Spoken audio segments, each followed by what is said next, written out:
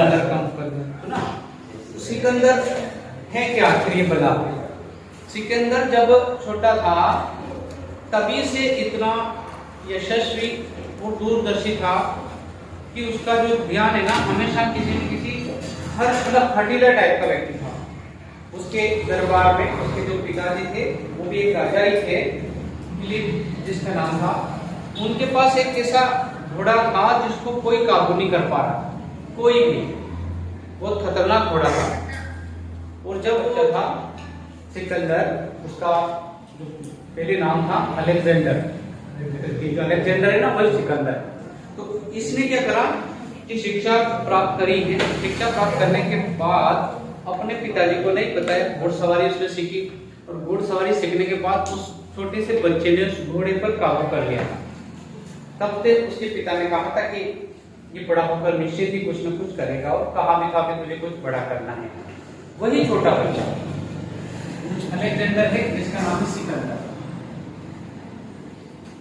सिकंदर पहले एक छोटे से क्षेत्र का राजा है, कोई बहुत बड़ा तोब नहीं थी, लेकिन हारी बाजी को जो जीत में बदल दे वही सिकंदर है। एक छोटे से बच्चे का बड़ा जो लंबे समय तक इसका कोई इतिहास नहीं रहा, इसके ज्यादा कुछ इसका जो जीवन काल है ना ज्यादा नहीं रहा, पर जितना भी ये इसने राजा बनकर रहा है इतिहास में अवर्णनीय इसने काम करा है। बड़ी बड़ी रियासतों को जीता है, बड़े बड़े युद्ध लड़े हैं और सबको इसने जीता है, हार तो इसने देखी नहीं।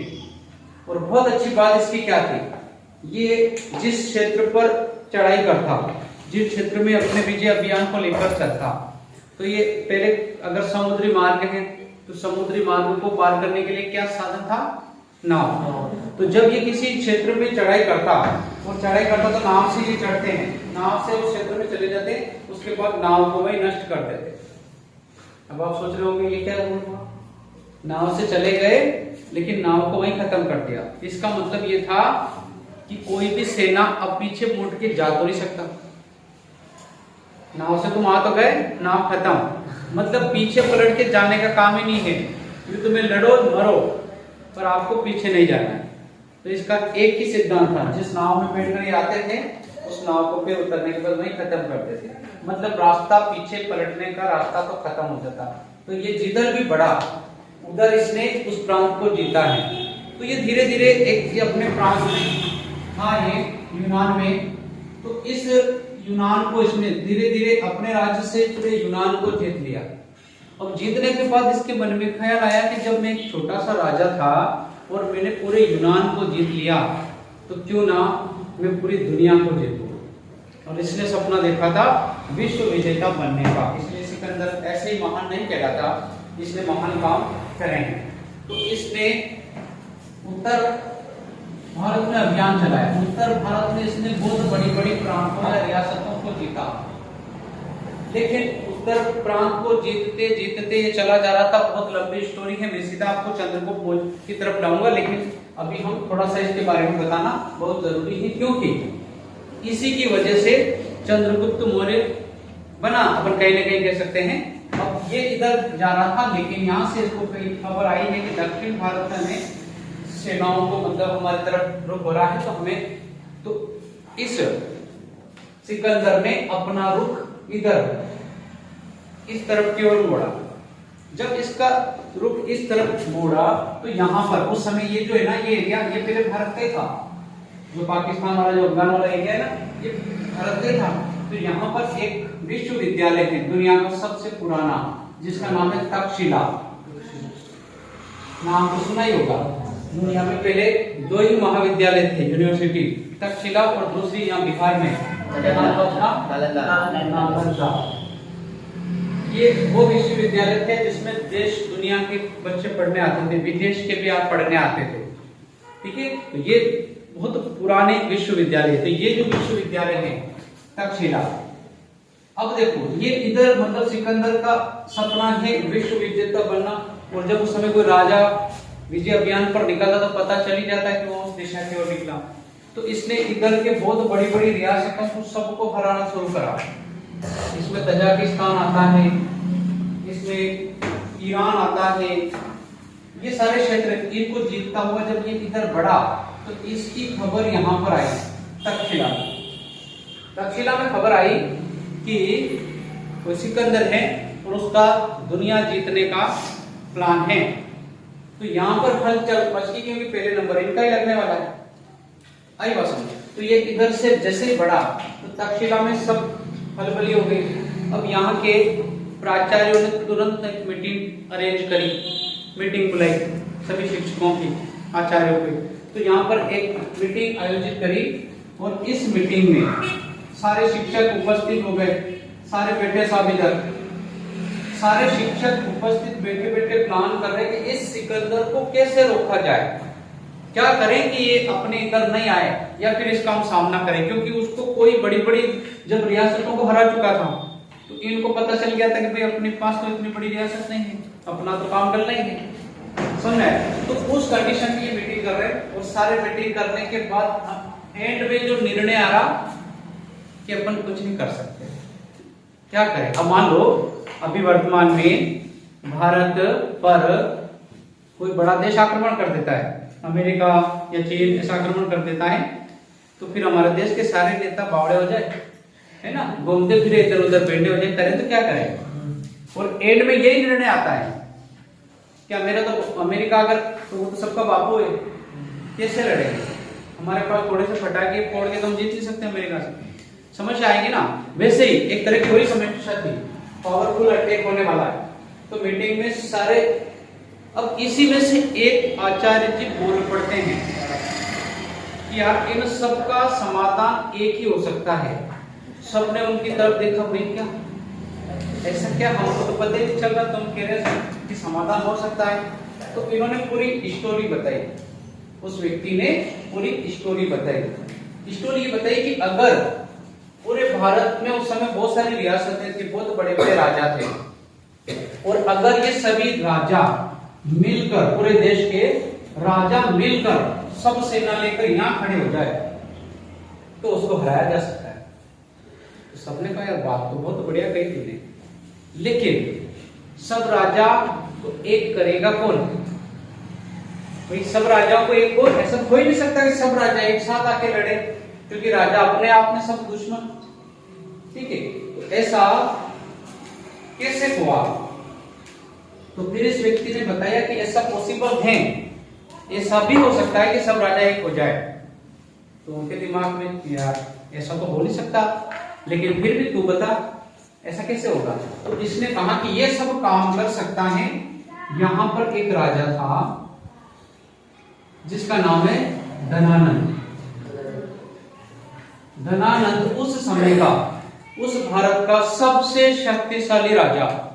इसके पास सेना भी अपार, तो सेना भी सभी प्रकार की इसके पास, घुड़सवार, रथ सेना, पैदल सेना, हाथी सेना, बहुत तगड़ा राजा। और ये राजा भी ऐसा था कि बहुत क्रूर टाइप का भी था, एक रोमांटिक भी था, रंगरलियां मनाना, शराब पीना, अय्याशियां करना, अप्सराएं नृत्य कराना, एक इस टाइप का राजा। लेकिन इस टाइप का पता किसको नहीं है। इन्होंने ये तक्षशिला तो बहुत दूर है, तो यहां से इनको पता नहीं, बस नाम सुन रखा कि भारत का एक बहुत बड़ा राजा है धनानंद, बस नाम सुना। तो यहाँ पर ये जो आचार्य जी जो बोल रहे हैं, इन्होंने कहा कि अगर भारत में जो धनानंद राजा है जिसके बारे में हमने इतना सुन रखा, वो चाहे तो इन सब राजाओं को एक कर सकता है। और वो ऐसे कि अगर वो किसी छोटे राजा, अगर कोई बड़ा राजा है और वो किसी छोटे राजा को बोल रहा कि तू हमारे साथ आजा, हम युद्ध लड़ने जा रहे हैं, तो वो आ जाएगा। लेकिन कोई छोटा राजा बड़े राजा को बोलेगा कि तुम हमारे साथ, तो शायद कम संभावना बने। लेकिन अगर ये राजा चाहेगा तो सारे राजाओं को एक कर लेगा, और अगर कोई नहीं मान रहा तो उसको युद्ध से बलपूर्वक एक कर लेगा। आई बात समझ। तो सबने कही यार बात तो तेरी बहुत बढ़िया, एकदम सही बोल रहा था। पर धनानंद के पास जाए कौन? क्योंकि इस व्यक्ति को ब्राह्मणों से सबसे ज्यादा नफरत इस व्यक्ति को ब्राह्मणों से नफरत सबसे ज्यादा। और ये प्लान बना रहे भाई, सबने बनाया कि काम कर, ये जो तू प्लान बहुत बढ़िया बताया, अब हम तो जाने से रहे, तू भी जाओ। तो इन सब ने प्लान बनाए चलो। और ये जो आचार्य था ये मेरे जीवन का भी मान सकता हूं कि बहुत परिवर्तन करने वाला व्यक्ति था, जिसका नाम है आचार्य चाणक्य। यही व्यक्ति है वो चाणक्य। चाणक्य के बारे में अगर हम कहें तो इनका जो आधार कार्ड था उसमें इनका नाम है कौटिल्य। इन्होंने राशन कार्ड भी बना रखा है जिसमें इनका नाम था विष्णुगुप्त। यानी कि यही चाणक्य है, यही कौटिल्य है, यही विष्णुगुप्त है। ये बहुत हटीले टाइप के पंडित जी हैं, बहुत तगड़े हैं, ठीक है। तो इन्होंने यहां से बोला कि भाई तुम ही जाओ, ज्यादा से ज्यादा किराया भी कम हो करके देते, सब 10-20 रुपए सब इकट्ठे करके तुम्हें देते, तुम जाओ। तो यहां से तक्षशिला से आचार्य चाणक्य जी चलते हैं धनानंद के पास। प्रॉब्लम ये तो बढ़ी रही और ये बढ़ रहा धीरे धीरे, इसका युद्ध चल गया। तो ऐसा नहीं होता कि एकदम से आ गया, क्योंकि पैदल आते थे, सेनाओं की अपार होती थी और धीरे धीरे आती है सेना, बीच में नदियां, नाले, समुद्र वगैरह सबको पार करते करते आते हैं। तो टाइम तो लगता है, कुछ नहीं एक दिन में आ गया, सालों लगते हैं। एक साल में रियासत को जीता, फिर दूसरी को, ऐसे ऐसे। तो ये आ रहे हैं धीरे धीरे, अभी तो आए नहीं, आ रहे हैं। और इधर इन्होंने प्लान करना शुरू कर दिया कि भाई इसका मुकाबला करें तो कैसे करें। तो यहाँ से चाणक्य जी चलते हैं पैदल पैदल पैदल, यहाँ पर आ गए धनानंद के दरबार के बाहर। अब यहाँ बाहर आकर खड़े और द्वारपालों से बोला कि भाई राजा साहब को संदेश भिजवाओ कि जो तक्षशिला महाविद्यालय है वहां से एक आचार्य जी मिल जाए। और पहले ऐसा होता था ना कि अगर कोई भी विद्यालय से कोई आचार्य जी आए तो राजा स्वयं आदर संस्कार के साथ उनको लेने जाता है। और यहाँ ऐसा कुछ हुआ नहीं। यहाँ पर द्वारपाल राजा के पास अंदर गए, पूछा होगा कि भाई कोई आचार्य जी आया आपसे मिलने, तो राजा ने कहा कि बोल दो अभी बिजी है। तो आचार्य वो बाहर आके बोल दिया कि भाई आप वेट करो भी, राजा सब बिजी है। बैठ गए वो, ठीक है भाई वेट करता हूँ। तो ये चाणक्य जी यहाँ बैठ गए बाहर बैठे बैठे शाम को अंदर से कोई बुलावा ही नहीं आया। फिर सोचा कि चलो ठीक है आज बिजी होंगे। दूसरे दिन फिर सुबह ना हो के वहां बैठ गए, द्वारपालों को बोला कि जाओ आज तो बोलो। द्वारपाल फिर गए, फिर अंदर से खबर आई कि अभी बिजी चल रहा है। ठीक है बिजी चल रहे, फिर बैठे बेचारे पंडित जी से खबर पूछवाई उन्होंने, दिन में 2 बार तो भी नहीं है। फिर रात हो गई, तीसरे दिन फिर आ गए पंडित जी गुस्से में। अब ये गुस्से में बहुत थे, ठीक है। तीसरे दिन फिर आ गए, फिर वही रिजल्ट, राजा साहब बिजी है। तो इनका दिमाग खराब हुआ, बिना परमिशन के अंदर घुस गए। अरे यार 2 दिन कब तक बाहर बैठे। अंदर जाके देखा तो ये जो सोच के आए थे उसका बिल्कुल उल्टा। इन्होंने सोचा था कि बहुत बड़ा राजा होगा, इतना बड़ा तो बहुत बड़ा दरबार होगा, बहुत कुछ होगा। अंदर जाके देखा तो वो तो रंग-रंगियां हमारा साहब, दारू के नशे में मस्त बैठा, अप्सराएं अलग, नृत्य चल रहा। ये जाके देख रहा, जो पूछ ही नहीं रहा तू कौन। तो मतलब इनका सपना तो यही टूट गया। लेकिन फिर भी इन्होंने सोचा कि आए हैं तो सपना के साथ थोड़ा गाना हो जाए। तो यहाँ पर फिर भी उन्होंने बोला कि मुझे आपसे बात करनी, साहब मैं वहां से आया हूँ। तो इन्होंने कहा करो बात करनी, करो। तो यहाँ पर आचार्य चाणक्य धनानंद के सामने बैठ जाते हैं और धनानंद बैठा बैठा, अब धनानंद एक सीरियल भी आता है चंद्रगुप्त, देखो ना धनानंद कितना रोमांटिक है। वो कभी कभी लड़की बन के भी आ जाता दरबार में, अलग टाइप का। कभी कभी आधी औरत आधा पुरुष बन गया, नए नए ड्रामे करता। वो हाँ तो तगड़ा है, बहुत ज्यादा धन होने के बाद आदमी की मत्ती भी मारी जाती है, हो सकता है ऐसा ही कुछ हुआ है। तो ये बैठ गया धनानंद और आचार्य चाणक्य इनको पूरी स्टोरी सुना रहा। स्टोरी क्या सुना रहा कि भाई एक सिकंदर है जिसने विश्व विजेता बनना चाहता है और धीरे धीरे यहाँ तक जीतते हुए आ गया वो, और फिर वो इधर अपने भारत पर आएगा। पूरी स्टोरी बता दी और ऐसा उसको बता कि भाई सिकंदर है और धीरे धीरे भारत पर आक्रमण कर रहा है। तो इसने कहा तो मैं क्या करूं मैं क्या करूं। तो इसने बताया कि आपको कुछ नहीं करना, आपको अखंड भारत का निर्माण करना। तो अखंड भारत, अब प्रॉब्लम, तो इसने कहा कि अखंड भारत का निर्माण तेरे को पूरी दुनिया में मैं ही मिला मैं क्यों करूं। तो इसने पूरे समझे, आचार्य को लग गया कि भाई मामला गोलमाल है। फिर इसने कहा कि भाई आप ही कर सकते हो, पूरे भारत में और कोई है ही नहीं मर्द का बच्चा जो कर ले, जो सुझाया कि मर्द का बच्चा और कोई नहीं है। आप सभी राजाओं को अगर एक साथ लेकर जाओगे तो ऐसा हो सकता है, और जो आपकी बात नहीं माने आपको सेना के बल पे ताकत पे भी अपने मिला सकते हो। तो इसको गुस्सा आया, लात मार के इसको बाहर निकाल लात दी उसकी, तो जो सिंहासन बैठा था ना वहां से बेचारे लुढ़कते लुढ़कते लुढ़कते आचार्य जी नीचे आ गए। अब आचार्य जी को वहां पर आया गुस्सा, तो आचार्य जी उसको ओपन चैलेंज देके आगे उसी के दरबार में, आदमी वो तगड़ा है, भले पंडित जी तो क्या अकेला है, उसी के दरबार में उसको ओपन चैलेंज, आज से मैं अपनी जो शिखा मतलब उसकी जो चोटी होती है ना, पंडित लोग उस पर गठान देके रखते हैं, उसने वो खोल ली कि इस पर गठान तभी लगाऊंगा जब मैं तुझे भी मारूंगा और सिकत ये अखंड भारत का निर्माण भी करूंगा। तो उसने कहा कि हो गया तेरा अब जा। तो यहाँ से आचार्य चाणक्य जी गुस्से में गंगापुर आ गए। उन्होंने सोचा कि वहां जाके क्या मुंह दिखाऊंगा, बेचारे सबने हो गए करके पैसे दिए थे, पर फिर भी हार नहीं मानी। आ रहे हैं रास्ते में, आ रहे ठीक है, ये भी इधर से चल रहा प्रोसेस और ये वापस आ रहे। तो वापस आ रहे तो एक जंगल से गुजर रहे थे। अब इस जंगल में क्या है, एक शिकारी शिकार कर रहा था। शिकारी शिकार कर रहा था। पहले शिकारी एक प्रकार के ऐसे होते थे, जंगल में शिकार करना होता था, जानवरों को मार के, उनका एक तरह से बिजनेस था। शिकार कर रहा था, 10-12 उसके पास बच्चे थे जो कि गुलाम थे। पहले लोग गुलाम रखते थे और खरीदे बेचे जाते थे गुलाम। व्यक्ति किसी को पैसे देकर किसी आदमी को खरीद लेता तो उसको गुलाम बोलते थे। और मनुष्यों की तरह बैठे। तो यहाँ पर एक शिकारी क्या कर रहा, 10-12 बच्चों को लेकर शिकार सिखा रहा, शिकार कैसे करते हैं। तो वहां पर ये पंडित जी जा रहे थे, तो एक पेड़ के नीचे वो शिकार कर रहे बच्चे तो बैठ गए वहां पे, थक गया था, चलो थोड़ा एंटरटेनमेंट ही हो जाएगा। तो बैठे बैठे देख रहे तो उन सब बच्चों में से एक बच्चा ऐसा जिसकी शिकार करने की जो कला थी वो बहुत अच्छी थी, एक क्षत्रिय की टाइप को शिकार कर रहा था।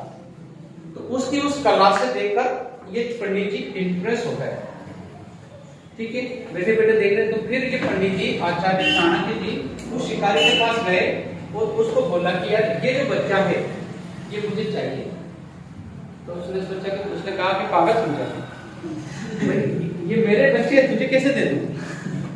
पर उसके वो गुलाम बच्चे थे, उसके निजी बच्चे नहीं थे, समझ में आया, गुलाम रख रहे। तो उसने कहा कोई बात नहीं, दे दूं, मैंने इसको कुछ मोहरम मतलब कुछ धन देकर खरीदा है, आप इतना धन मुझे दे दो मैं आपको दे दूंगा। तो वो पंडित जी उसको वो धन देते हैं वो शिकारी को और वो बच्चा लेके जाते हैं। ठीक है, अब उस बच्चे को लेके गए थे। अब ये बच्चा है कौन, ये बच्चा एक भारत में एक जो शासक था, राजा था नंदा, और एक था नवन दास। तो ये दो भाई थे। तो ये जो नमन दास और नंदा थे, इन दोनों के आपस में जलते थे, लड़ते थे। इसके नंदा के बहुत सारे संतान हुई पर इसने सारी मार दी, मतलब इसके राज्य को लेकर लड़ते थे। तो ये नंदा इससे डर के मारे किसी जंगल में चला गया था, और वो था इस मगध नरेश। ये जो धनानंद है ये है मगध जो रियासत है वहां का शासक। तो इसके रियासत में मतलब इसके जो गांव थे उसमें आकर ये रहने लग गए थे। तो यहाँ पर ये दोनों रहते थे, चुपके से फिर इनकी मृत्यु हो गई थी। बस यहाँ पर एक इसकी पत्नी जो मुर्रा, ये इसका बेटा था, ये चंदू इसका बेटा था चंदू। ठीक है, तो ये रह रहे थे, और ये जो गरीबी के कारण इनकी तबीयत खराब हो गई थी, तो इसने मां के लिए इस शिकारी के पास ले गया था कि भाई पैसे के चक्कर में, ठीक है, कुछ पैसे थे। तो ये पंडित जी इसको छुड़ा के लाते, इसको उस बच्चे को चंदू को, और उसको छुड़ाने के बाद इसको शिक्षा देते हैं, ट्रेन करते हैं, बहुत ज्यादा सिखाते हैं इसको। और सिखाने के बाद इसको वो तैयार कर रहे हैं, इस बच्चे को बहुत सारी शिक्षाएं वो दे रहे हैं। ठीक है, अब ये आगे बढ़ता रहा, ये तक्षशिला तक आ गया। तक्षशिला आ गया सिकंदर। तक्षशिला का एक राजा था जिसका नाम है राजा आम्भी। ये इससे मिल जाता है, आम्भी जो शासक था तक्षशिला का, वो इससे मिल जाता है। क्योंकि हमारे भारत में जब जब भी अगर विदेशी आक्रमण हुए हैं तो उसमें से अधिकतर अपने अपने लोगों का ही कहीं न कहीं से योगदान रहा है, जिसकी वजह से अपनी हार हुई। ये हुआ। और ये जो एरिया है पूरा पंचनद, इसको पहले पंचनद के नाम से जाना जाता था। पंचनद। और ये जो पंचनद वाला जो क्षेत्र है वर्तमान में जो पंजाब है, आपको पता होना चाहिए कि दो नदियों के बीच की जो जमीन होती है, इधर भी नदी और इधर भी नदी, तो दो नदियों के बीच की जमीन को बोलते हैं आप।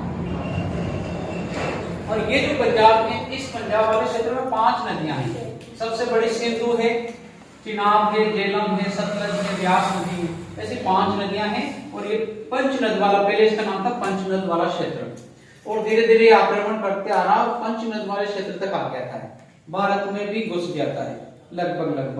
तो यहाँ से यहाँ तक की इसकी यात्रा बहुत लंबी यात्रा हो गई। तो यहाँ पर जब ये घुसता है तो यहाँ पर एक पोरू शासक था,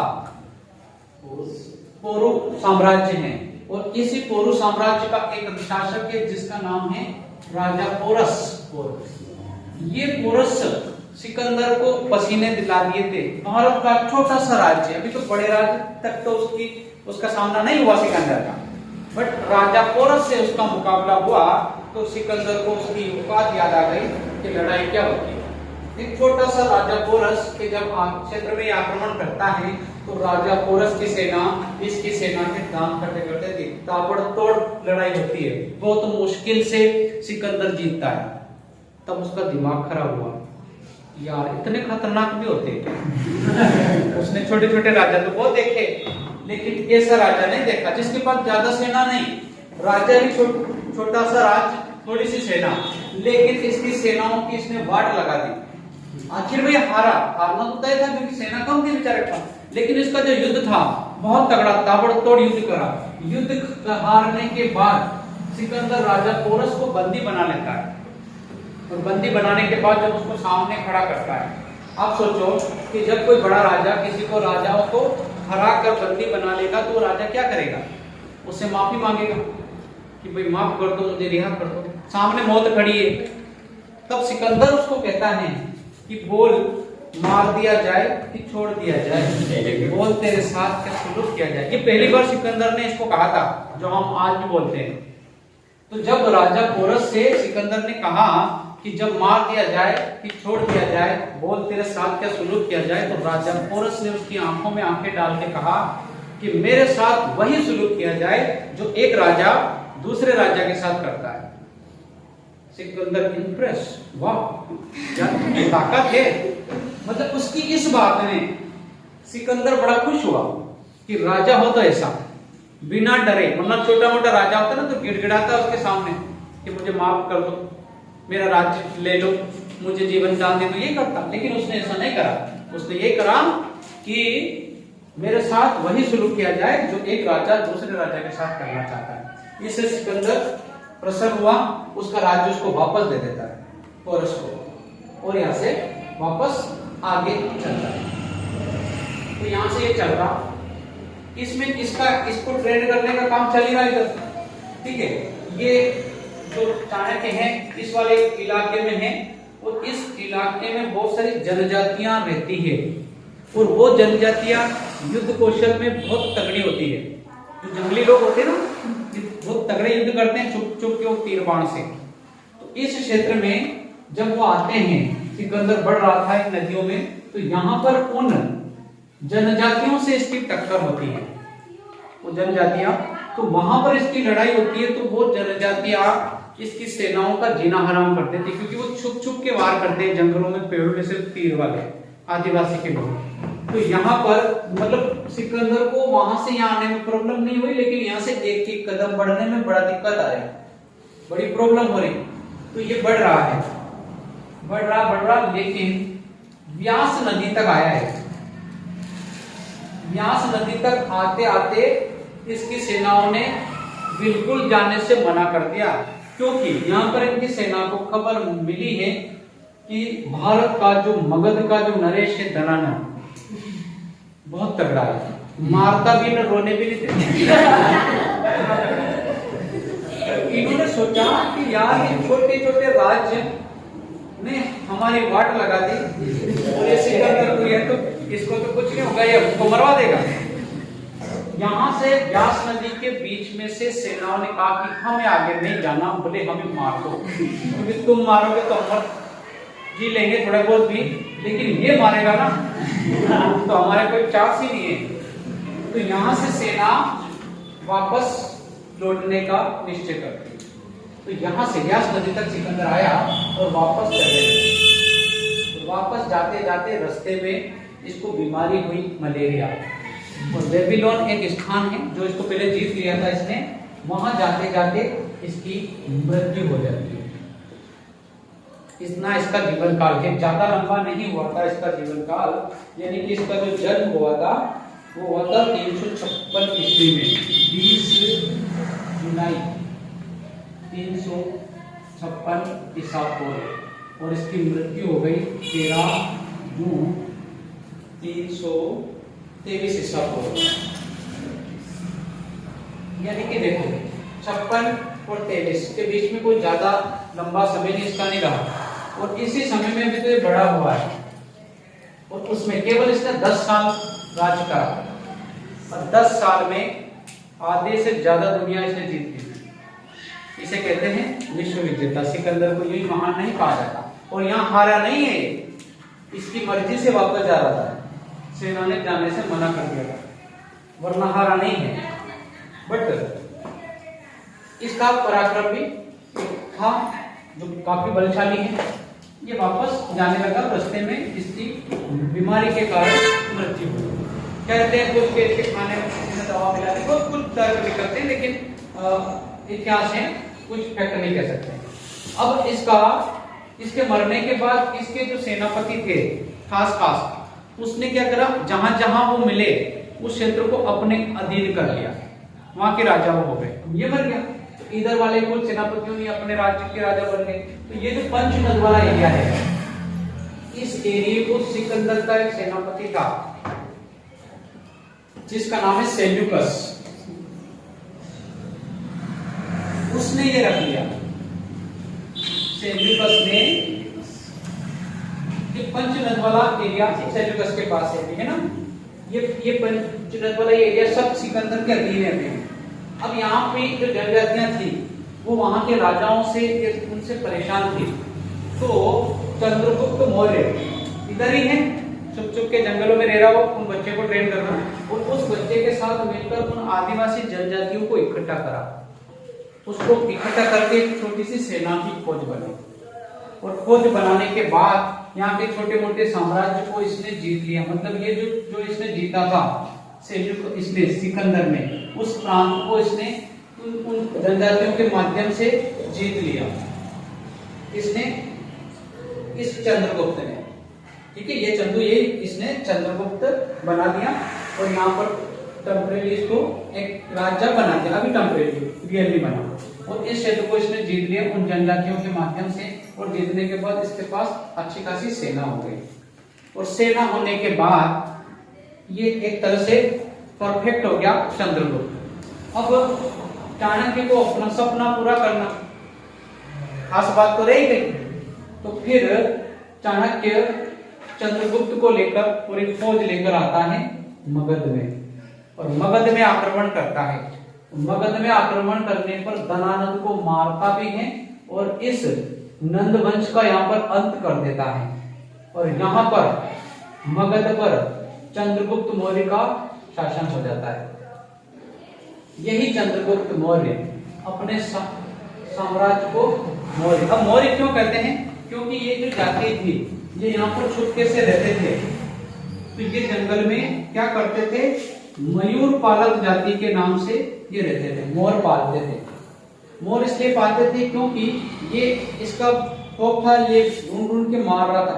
तो ये चुपके से अपनी जात बदल के रह रहे थे, है तो थे राजा, लेकिन ये चुपके से मयूर पालते थे। तो चंद्रगुप्त मौर्य ने अपना राज्य चिन्ह जो रहता है, हर राज्य का अपना एक चिन्ह होता है, उस चिन्ह का जो था वो था मौर्य। और मौर्य इसका साम्राज्य इसकी माता के नाम से इसने रखा, क्योंकि इसकी माता का नाम था मुद्रा, इसने इसको उसके नाम से रखा मौर्य। ठीक है, तो अपने साम्राज्य को यहाँ से इसने विस्तृत करा। यहाँ पहली बार इसकी राजधानी बना ली इसने, पाटलिपुत्र। पाटलिपुत्र इसने अपनी राजधानी बनाया, और यहाँ पर शासक हो गया चंद्रगुप्त मौर्य का। और ये जो शासन हुआ है यहाँ पे 321 ईसा पूर्व की बात कर रहे हैं। ठीक है, ये इस घटते क्रम में सब मैंने बता रखा है ना, फिर अपन बात बताएंगे कि भाई जन्मा 56 में, मरा 23 में, ये ईसा पूर्व की बात हुई, ईस्वी से पहले चल रहे हैं माइनस में, ये देखो 23 में 21 में आए।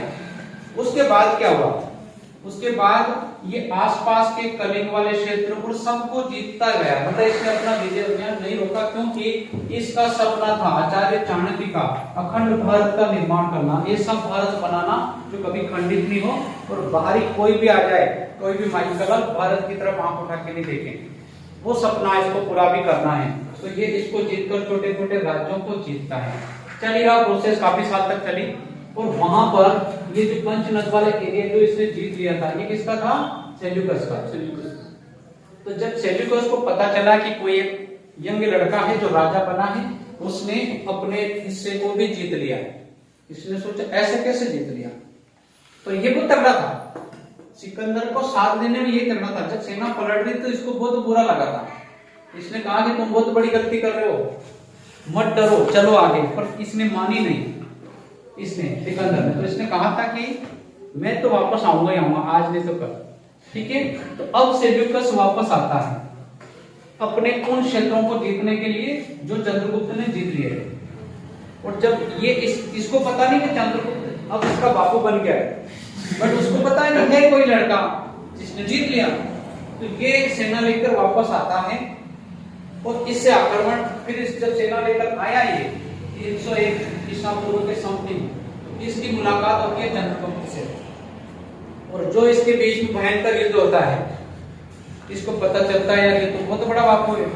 फिर यहाँ पर ये हथियार डाल देता है उसके सामने, हार जाता है। अब जो राजा हार जाता है, फिर उसके पास 3 ऑप्शन होते हैं। क्या होता है, या तो संधि कर लो, या फिर सामने वाले राजा की बात मान लो, या फिर लड़ो। तो लड़ाई करी इसने, लड़ाई में कोई हार गया, तो अब क्या करेगा, इस संधि। तो इसने सेल्यूकस ने चंद्रगुप्त मौर्य से करी है संधि। संधि का मतलब होता है कि ये जो बोलेगा ना वो बात माननी पड़ेगी। ठीक है, तो संधि में क्या तय हुआ, संधि में इसने कहा सेल्यूकस ने कि माफ कर दे, मुझसे गलती तो हो गई, मैं तेरे पास आ गया, एक काम कर, तू मेरे जीते हुए 5 प्रांत, जो तजाकिस्तान, ईरान वाला जो पूरा एरिया था ना, ये पूरा इसको दे दिया। भाई मुझे छोड़, तेरा ये एरिया जो था वो तो ले ले, इसके अलावा ये 4-5 और ले ले, भाई मुझे छोड़ दे। एक ये था, एक तो ये इसने ये दे दिए बदले में। यहां तक ही नहीं, इतना बढ़िया शासक, अच्छा था, हैंडसम था, दिखने में भी बढ़िया था, तो इसने सेल्यूकस ने अपनी पुत्री हेलेना का विवाह भी करवा दिया। रिश्तेदार हो सकता है इसने अमरीश पुरी की फिल्म देखी हो कि दोस्ती रिश्तेदारी में बदली जाए, तो इसने इससे रिश्ता भी कर दिया इसकी पुत्री का, जिसका नाम है हेलेना। ये पहला इंटरनेशनल विवाह है, पहला ऐसा इंटरनेशनल विवाह है। अभी तक तो हम अंतरराष्ट्रीय ये करते हैं, अंतरजातीय, और ये इंटरनेशनल विवाह था जो चंद्रगुप्त का इसकी पुत्री से विवाह करवा दिया। बदले में ऐसा तो संधि होती है, दोनों तरफ से होती है, बदले में वो भी उसको कुछ ना कुछ देता है। तो चंद्रगुप्त मौर्य ने इसको बदले में दिए 500 हाथी। ले तू भी क्या यार उसने कहा यार तू गजब कर रहा, मेरे साथ इतना अन्याय, मैंने तेरे को कितनी बढ़िया बढ़िया चीज दी, देख मैंने बड़ी बड़ी रियासतें दे दी, यहाँ तक मेरी पुत्री दे दी, और तू इतने बड़े ढांडा दे रहा मुझे। 500 हाथी मैं इसको क्या खिलाऊंगा, ये पूरे यूनान को खा जाएंगे। कोई देना होगा अच्छी चीज दे। तो इसने कहा कि पागल सुन, हाथी के बारे में तुझे अभी नहीं पता। युद्ध में सबसे ज्यादा काम की चीज हाथी होती है। अगर मान लो सामने से कोई आए ना, सूंड से एक साथ 8-10 फुट, और अगर पैर किसी के ऊपर दे भी दे जमीन में गड़ जाए, और गलती से पीछे से भी आए और पूंछ भी लगे, तो समझ जाए जिस दिन में होश है। सारी बात इसको बताई सेल्यूकस को, तो उसने कहा अच्छा तभी जीता, तो मैं सोचूं कि जीता कैसे। तो उसने कहा कि मुझे स्वीकार है। तो ये 500 हाथी लेके कुछ चला जाता है और ये चलता है। इस तरह से चंद्रगुप्त मौर्य ने पूरा इतना बड़ा जो प्रांत है, एरिया, इस पूरे को जीत लिया। और पूरे इस तरह से पहली बार उसने इतिहास में अखंड भारत का निर्माण करा था। ये पहला है जो अखंड भारत बनाता है। अब इतना बड़ा साम्राज्य हो गया इसका, सब दूर। अब इतने बड़े साम्राज्य को एक राजा कैसे चला सकता? तो फिर इसने क्या करा, अपने साम्राज्य को अलग अलग भाग में बांट दिया। मतलब एक तरफ इसको पूर्व में है, ठीक है, तो ये पूर्व प्रांत, उत्तर में है उत्तर प्रांत या उत्तरायण, दक्षिण प्रांत दक्षिणायन, ऐसे इसको 5 भाग में बांट दिया था। पूर्वायण, उत्तरायण, दक्षिण, मध्य प्रांत और कलिंग, ऐसे करके इसको 5 भाग में बांट दिया था।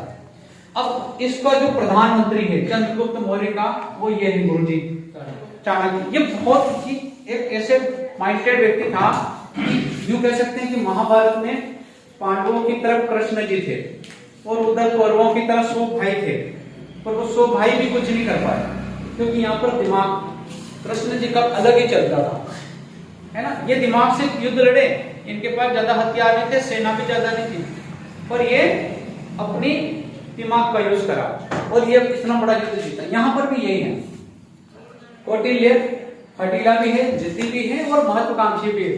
तो यहाँ पर प्रधानमंत्री, अब इनको ये प्रॉब्लम है कि इन्होंने इनका जो सपना पूरा कर लिया, अखंड भारत का निर्माण भी कर लिया, इसका भी काम निपटा दिया, इसका भी निपटा दिया, लेकिन प्रॉब्लम ये थी कि ये ऐसा अखंड भारत हमेशा रहेगा या नहीं रहेगा, क्योंकि जब तक ये है चंद्रगुप्त मौर्य तब तक तो रहेगा, लेकिन क्या गारंटी कि आगे रहे, ये तो कोई गारंटी नहीं। तो ये क्या कर रहे थे, एक किताब लिख रहे थे और उस किताब का नाम है अर्थशास्त्र। हालांकि अर्थशास्त्र का संबंध पैसे से नहीं है, अर्थशास्त्र जो पढ़ते हैं उसका संबंध पैसों से, अर्थव्यवस्था से, इसका संबंध पैसों से नहीं है, इसका संबंध है राजनीतिक नियम से।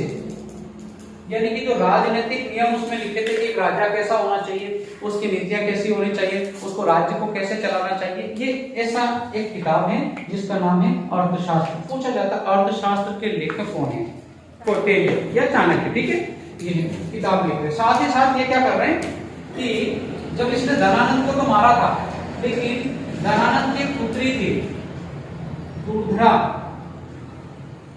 उससे भी शादी करी थी इन्होंने चंद्रगुप्त मौर्य। तो ये इनकी प्रिय पत्नी, हर राजाओं की बहुत सारी पत्नियां होती थी, लेकिन एक प्रिय होती थी।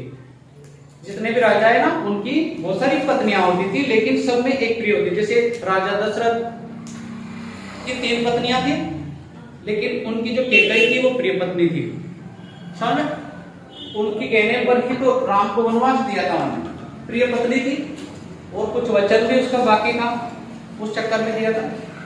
तो और ऐसे अगर हम बात करते हैं शाहजहां की बहुत सारी पत्नियां थी।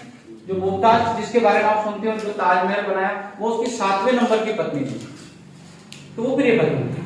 हर राजा की पत्नियां तो बहुत सारी होती थी, लेकिन एक प्रिय पत्नी होती थी जो उसकी फेवरेट होती, समझ सकते हैं। यहाँ पर भी एक ये है, सेल्यूकस की हेलेना भी है और दुर्धरा भी चंद्रगुप्त की पत्नी है, लेकिन ये प्रिय पत्नी है दुर्धरा। और ये इसके पिताजी को इसने सल्टाया, पर इससे पहले नियम था, योद्धा वही होता था जो किसी युद्ध को जीत कर हासिल करे। मतलब अगर किसी युद्ध को जीत कर किसी स्त्री को ले आते थे वो, तो वो ऐसा नहीं है कि वो बुरा मानते थे, तुमने मर बाप दादा सबको मार दिया और मुझे लाया, मैं तुम्हारे साथ कैसे रह सकती। नहीं, उसको खुशी होती कि एक सच्चा योद्धा जो मुझे जीत कर लाया, हरण करके नहीं लाया, उठा कर नहीं लाया, वो तो उसको उसके इस बात की कोई प्रॉब्लम नहीं थी। तो दुर्धरा अब क्या है कि दुर्धरा और चंद्रगुप्त अच्छा खासा जीवन चल रहा है इनका, कोई टेंशन नहीं है जीवन में, सबको निपटा दिया। लेकिन चाणक्य की प्रॉब्लम अभी कम नहीं हुई। इसको पता है कि भाई ये अखंड भारत रहेगा कि नहीं रहेगा, या फिर पहले राजाओं को क्या रहता है कि राजाओं को खतरा होता था, उनके रिश्तेदार का, उनके चाचा का, काका का, मामा का, सबका खतरा होता था, पता नहीं कब कुछ खिला के मार दे। तो विशेष खाने पीने का विशेष जांच करके पहले कोई आदमी टेस्ट करता और फिर वो खिलाते। हो सकता है कि वो टेस्ट करने से पहले वो निपट जाए, समझ आया ऐसे। तो यहाँ पर इनकी देखरेख का विशेष ध्यान चाणक्य रखता था खाने में। तो ये क्या करता था, चंद्रगुप्त को जब दूध का गिलास आता चंद्रगुप्त के, तो उसमें हल्का सा जहर डालता, कौन, चाणक्य। तो अब ये भाई इसको मारना चाहता था या जहर क्यों डालता था, तो जहर हल्का सा डालता था ताकि उसके शरीर पर साइड इफेक्ट नहीं पड़े। तो हल्का हल्का जहर इसलिए पिलाता कि अगर बाय चांस गलती से इसको किसी ने, दुश्मनों ने जहर भी पिला दिया तो ये मरेगा नहीं, या कोई जहरीला जानवर भी काट गया तो जानवर मर जाएगा पर वो नहीं मरेगा। जैसे मेरे साथ हुआ था, बिच्छू ने काटा, बिच्छू मर गया, नहीं मरा ऐसे। तो यहाँ पर ये हल्का हल्का जहर इसको पिलाता था इसकी, ताकि इसकी इम्यूनिटी पावर बढ़े।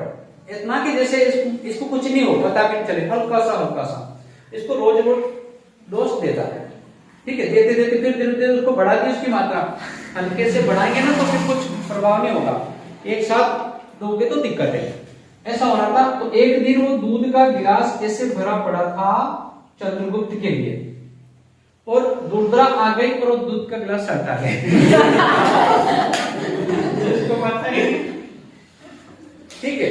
अब उसको पता ही नहीं, कमरे में था कि उसको लगा कि पी लिया उसने। अब उस समय जब उसने पिया तो गर्भवती थी, अब प्रॉब्लम हो गई, क्योंकि गर्भवती के लिए तो इसमें खाने पीने की विशेष ध्यान रखना चाहिए, और उसने वो दूध पी लिया। अब दूध पीने के कारण इसकी तबीयत बिगड़ गई। तो तबीयत बिगड़ गई तो पहला ऑपरेशन करने वाला ये है, इसने इसका ऑपरेशन करके बच्चे का जन्म करवा दिया, डिलीवरी इसी में करवा दी। तो ये दुनिया का पहला डॉक्टर भी हो गया, सर्जन डॉक्टर, पहला ऑपरेशन करना, बहुत तगड़ा इंसान है, इसकी कल्पना कोई नहीं कर सकता। जो बच्चा हुआ उस बच्चे के पूरे शरीर पर काले काले बिंदु, तिल जैसे, उस जहर का इफेक्ट हुआ तो पूरे शरीर पर काले काले बिंदु, तो उसकी वजह से अब यहाँ पर दुर्धरा तो मर जाती है लेकिन बच्चा जिंदा हो जाता है। ऐसा होता है ना ऑपरेशन में, जच्चा बच्चा, यानी कि कई बार माँ मर जाती है बच्चा जिंदा होता है, कई बार माँ रह जाती है तो बच्चा, आप डॉक्टर नहीं बोलते हैं फिल्मों में कि हम बच्चे को नहीं बचा पाए, या फिर बच्चा तो हो गया लेकिन इसकी माँ को नहीं बचा पाए। तो इन्होंने ऐसे ही हुआ, इन्होंने भी आके बोल दिया हम बच्चे को तो बचा पाए लेकिन माँ को नहीं बचा पाए, ये हुआ, ठीक है। तो जो बच्चा हुआ उसके पूरे शरीर पर बिंदु बिंदु, इतने सारे बिंदु के पूछो ही मत। तो उस बिंदु की वजह से इसका नाम रख दिया बिंदुसार। ये चंद्रगुप्त मौर्य का बेटा है बिंदुसार, ठीक है। चंद्रगुप्त मौर्य के बाद ये राजा बनेगा, इस पर के बना गया। तो ये हो गया, और इसने एक किताब लिखी अर्थशास्त्र, इसमें राजनीतिक नियम लिखे पूरा। अब ये जो बिंदुसार है बाद में ये भी राजा बनता है लगभग 298 में, 298 में। अब ये पूरा चल रहा है। अब क्या होता है कि इसी दौरान काफी 298 की बात कर रहे हैं अपन, 298 सब पूर्व के समथिंग जो है, ये जो चंद्रगुप्त हैं ये क्या करते हैं, एक जैन मुनि जो थे भद्रबाहु, उनसे दीक्षा लेते हैं। दीक्षा लेना जाते पहले राजा ऐसे ही करते थे, इनके आश्रम होते थे, ब्रह्मचार्य आश्रम, गृहस्थ आश्रम, मान है ना, और संन्यास आश्रम। तो अंत में क्या करते हैं, ये संन्यास ले लेते थे। तो इन्होंने अंत में संन्यास ले लिया और एक जंगल में चले गए। चंद्रगुप्त मौर्य राजा इसको बना दिया बिंदुसार को, और ये जंगल में चले गए। 5 हफ्ते तक इन्होंने बिना कुछ खाए, ये मतलब उद्यान में बैठे रहे, और अंत में इन्होंने अपने प्राण त्याग। इसको बोलते हैं संलेखना, ये संधारा पद्धति। संलेखना इन जैन लोगों के ऐसे होते हैं, जैन मुनि होते हैं ना, ये अपने प्राण ऐसे संसारा सलेखना पद्धति से त्यागते, मतलब ध्यान लगा के बैठ जाते हैं, कुछ नहीं खाते हैं लास्ट टाइम पे, तो सप्ताह 2 सप्ताह में प्राण त्याग देते हैं, सलेखना पद्धति जिसको बोलते हैं। तो इन्होंने प्राण त्याग दिया, उसके बाद ये राजा बन गए। अब ये राजा बन गए तो इनके अगर इनकी बात करें तो इनके नाना जी कहां पर, बिंदुसार के दयानंद है, और दूसरे ये भी नाना जी हैं, भाई उनकी मां है। तो यहां से यूनान और इनके संबंध अच्छे हैं, जो वहां के राजा थे और इनके संबंध अच्छे थे। तो इनके संबंध के समय यूनान के राजा इनके दरबार में आते थे, इनके सेनापति। जैसे ये जो चंद्रगुप्त मौर्य था, इसके दरबार में 4 साल तक जो सेल्यूकस है ना, इसका सेनापति मेगिस्त्रीज,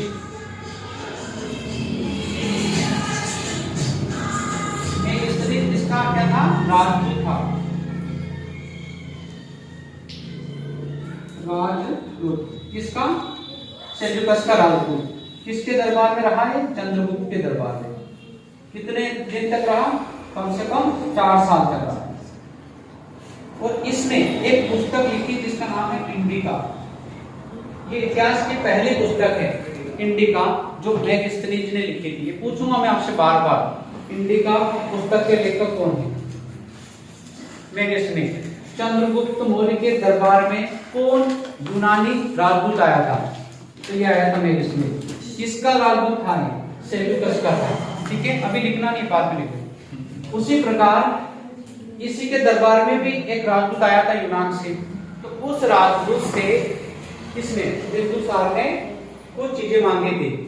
किससे मांगी थी, उसके यूनान के राजा से। तो उसको हम इसके अगले में पढ़ेंगे। अब इसके बाद इसका राज्य इतना लंबा नहीं चला, इसका कम ही चला, लेकिन इसके बाद फिर इसका बेटा अशोक है ना, अशोक सम्राट जो अशोक है, ये राजा बनेंगे। और ये भी महान है, क्योंकि इन्होंने तो कुछ नहीं करा, पर सम्राट अशोक के बारे में पढ़ेंगे तो वो थोड़ा बहुत कुछ आपको मिलेगा इतिहास की जानकारी। अपने सिलेबस में यही था चंद्रगुप्त मौर्य, तो यहाँ तक हम ज्यादा अशोक तक नहीं चलेंगे, क्योंकि अशोक तक भी अगर चलेंगे तो कोई दिक्कत नहीं, पढ़ लेंगे अगर किसी को जरूरत लगेगी। बट ये इंपॉर्टेंट था चंद्रगुप्त मौर्य। अब चंद्रगुप्त मौर्य के बारे में क्या पूछा जाता है, मौर्य साम्राज्य की विशेषता क्या रही है। तो मौर्य साम्राज्य की जो विशेषताओं की बात करें तो एक तो इनने अपने प्रांत को 4 भागों में बांट रखा था, 5 भागों में, अलग अलग है ना, उत्तरायण, दक्षिणायन, मध्य और कलिंग, ऐसे बांट रखा था। और जहां पर इनके प्रांत होती वहां पर कौन होता, राजा के द्वारा चुना गया प्रतिनिधि राज करता। जैसे राजा ने ये प्रांत बना दिया पूरा इलाका और बोल दिया कि तुम वहां राज करो, और वो कौन होता, मान लो राजा है तो किसको भेजेगा, उसके बेटों को, उसके भाइयों को, उसके चाचा को, ऐसे ही भेजेंगे। तो यहाँ पर इन प्रांतों में राजा के चुने हुए प्रतिनिधि राजा होते थे सभी जगह, ठीक है, और वो राज करते थे। तो ये इसकी विशेषता है। इसके अलावा अगर बात करें, मौर्यों के पास तो सेना भी बहुत ज्यादा थी, यानी कि पैदल सेना, हाथी सेना, घुड़सवार, रथ, ये सेना भी है। इसके अलावा अगर अपन टैक्स की बात करें, लगान, तो टैक्स भी ये लेते थे। अधिकतर इनके टैक्स होते थे 2 प्रकार के। एक टैक्स होता है निर्णय कर और एक होता है प्रणय कर। निर्णय कर और प्रणय कर क्या, 2 प्रकार के टैक्स थे। निर्णय कर जो उनको प्रति साल हर वर्ष अपनी उपज का 6वां भाग देना पड़ता था। उपज का 6, यानी कि जमीन में, उनकी भूमि में जो भी उत्पादन हुआ उसकी ये क्या करते थे, ऐसी 6 ढेरियां बना देते और उन 6 ढेरियों में से उस राजा के सेनापति या सामंत आते थे और एक ढेरी उठा के चले जाते थे, यानी कि उपज का 6वां भाग। दूसरा प्रणय का कर जो होता था, ये आपातकाल की स्थिति में देते थे। जैसे कोई युद्ध हो गया, खाने की समस्या पड़ गई राज्य में, तो ये फिर लगान वसूल करते थे। तो 2 प्रकार के कर थे, निर्णय कर और प्रणय कर। एक कर और लगाया जाता था जिसका नाम है चुंगी कर। चुंगी कर का मतलब होता था कि जो उस नगर में कोई वस्तु बेचने वाले आते थे, फेरी लगाकर बेचने वाले, उनके ऊपर भी टैक्स होता था, उसका नाम है चुंगी कर। तो ये इस तरह से इनकी टैक्स व्यवस्था थी, लगान व्यवस्था थी, ठीक है। इसके अलावा सेना भी हमने पढ़ लिया, लगान भी पढ़ लिया, और इसके अलावा न्याय व्यवस्था। तो न्याय के लिए इन्होंने क्या कर रखा था, कि न्याय के लिए अलग अलग इन्होंने सिस्टम बना रखे थे। जैसे गांव के स्तर पर जो न्याय है, गांव के स्तर पर न्याय करने के लिए पंच लोग होते थे, 5 जने होते थे गांव के वरिष्ठ, और वो पंच क्या करते थे, पंचायत लगाते थे और फिर उसमें सारे गांव के लोग आते थे और उसका न्याय करते थे। मान लो किसी व्यक्ति ने कुछ करा, किसी व्यक्ति ने कहीं चोरी करी और पकड़ा गया, तो उसको सजा देने का काम वही करते थे। फिर क्या करते, पूरी पंचायत बिठाते, सब लोगों को बुलाते और वो पंच जो लोग हैं वो सजा तय करते कि भाई तूने चोरी करी तो तेरा ये सजा है। और सजा क्या होती है, जैसे जात बाहर कर देना, नगर निकाला कर देता, मतलब उसको नगर से निकाल देते थे, ठीक है, देश निकाला करते, उसके पूरे साम्राज्य से उसको निकाल देते थे, ये इस तरह की सजा। या फिर कोई यज्ञ हवन करवा देते थे, कोई तू ये करवा दे, अगर तूने छोटा जैसा मतलब जैसा उसने पाप करा उसके हिसाब से दंड दिया जाता था। आवश्यकता पड़ने पर मृत्युदंड और ऐसी भी सजा देते थे। उसके बाद क्या होता था, 10 गांव के ऊपर एक बड़ा न्यायालय और होता था, 10 ने, उसके बाद 100 गांव के ऊपर उससे भी बड़ा न्यायालय जिसको द्रोणमुख बोलते थे, और 100 गांव के बाद सीधा केंद्र में राजा होता था। यानी कि इस स्टेप से अगर किसी गांव व्यक्ति को गांव में राज्य नहीं मिला, उसको पता चला कि पंचों ने हमारे साथ अच्छा न्याय नहीं करा, तो व्यक्ति 10 गांव में जो बड़ा न्यायालय होता था, जहां पर सामंत या जागीरदार कोई होता वो न्याय करता, वहां पर चला जाता। उसको लगता है कि वहां पर भी उसके साथ न्याय सही नहीं हुआ, तो 100 गांव के ऊपर एक और बड़ा न्यायालय होता था जहां राजा का चुनाव हुआ प्रतिनिधि काम करता था। जैसा कि मैंने आपको बताया, ऐसी जगह वहां चला जाएगा तो वहां पर वो राजा की तरफ से वो राजा का ही प्रतिनिधि, तो वो न्याय करता और उसको लगता कि यहाँ भी मेरे साथ अन्याय हुआ, एंड में वो राजा के पास चला जाता। अब राजा ने जो न्याय कर दिया वो कर दिया। अभी वर्तमान में क्या होता है, वर्तमान में यही होता है, अगर हमारा जो खंडपीठ न्यायालय है, अगर किसी व्यक्ति ने को फांसी की सजा हो गई खंडपीठ न्यायालय में, ठीक है, तो वो व्यक्ति क्या करेगा, बड़े न्यायालय में जाएगा, बड़े न्यायालय में जाकर फिर अपील दायर करेगा, क्योंकि फांसी की सजा है, और फांसी की सजा तो व्यक्ति करेगा ही करेगा, क्योंकि उसको तो बचना। उसके बाद क्या होगा, अगर वहां पर भी उसको वो सजा मिल गई तो वो फिर सर्वोच्च न्यायालय सुप्रीम कोर्ट में जाएगा, वहां पर अपने केस दायर करेगा। पता चला कि सुप्रीम कोर्ट ने भी उसको अंतिम न्याय फांसी की दे दी, अब उसको कोई नहीं बचा सकता। लास्ट में एक विकल्प और बचता है, वो राष्ट्रपति के पास जा सकता है। राष्ट्रपति चाहे तो उसको माफ भी कर सकता है, हालांकि ऐसा कभी नहीं हुआ कि राष्ट्रपति उसने किसी को माफ किया, क्योंकि फांसी की सजा उसी को होती है जो बहुत बड़ा गुनाह करता है, ठीक है। तो राष्ट्रपति के पास ये पावर जरूर है कि वो चाहे तो उसको माफ कर सकता है, सजा कम भी कर सकता है, ठीक है, सजा को बदल सकता है। जैसे फांसी की है तो उसको उम्र कैद में कर सकता है या फिर कोई और कर सकता है। तो ये उस समय अंतिम जो न्याय करता था वो राजा करता था, ठीक है। ये स्टेप विशिष्ट अभिलक्षण मौर्य साम्राज्य अलग अलग स्टेप में आए।